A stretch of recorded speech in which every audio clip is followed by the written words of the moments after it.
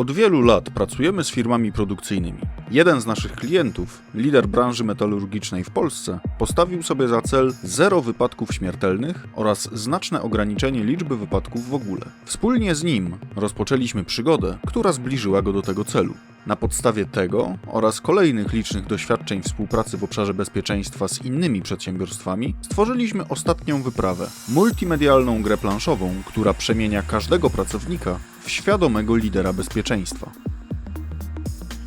Ostatnia wyprawa jest wykorzystywana przez naszych partnerów w różnorodnych działaniach szkoleniowych. Nie były to wyłącznie jednorazowe projekty. Gra ciągle bierze udział w procesach onboardingowych i systemowym budowaniu kultury bezpieczeństwa. Ostatnia wyprawa pomogła wielu naszym partnerom biznesowym. To od nich dostajemy feedback, że emocje z gry zakorzeniły się na dobre w świadomości pracowników i wracają jako temat codziennych rozmów. Na podstawie krzywej Bradley'a opartej na badaniach firmy DuPont opracowaliśmy zestaw zachowań promowanych, które pomagają graczom w osiągnięciu dobrego wyniku. Przewidywanie zagrożeń, analiza ryzyka, współpraca w zakresie bezpieczeństwa, wzajemna kontrola i obserwacja w celu uniknięcia niebezpieczeństw.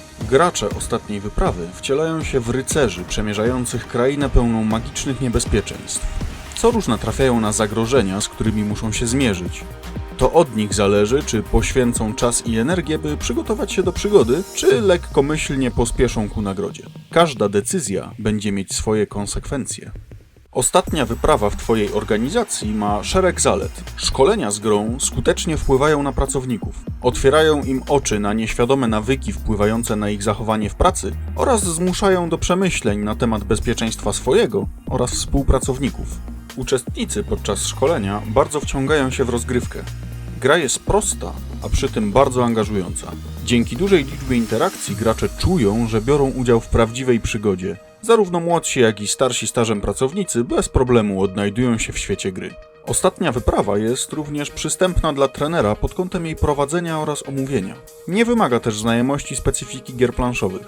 Jej forma sprawia, że uczestnicy chętnie biorą udział w szkoleniu, a omówienie i wnioski z gry dają pole do pracy w temacie budowania świadomości kultury bezpieczeństwa. Atrakcyjna forma ostatniej wyprawy, która nawiązuje do klasyki gier planszowych, skutecznie angażuje graczy i wciąga ich w opowiadaną historię. Gra jest też multimedialna. Gracze mają do dyspozycji nie tylko planszę, lecz także aplikację mobilną służącą do prezentowania konsekwencji decyzji graczy, a także nagrania lektorskie, które pozwalają jeszcze bardziej wczuć się w rozgrywkę.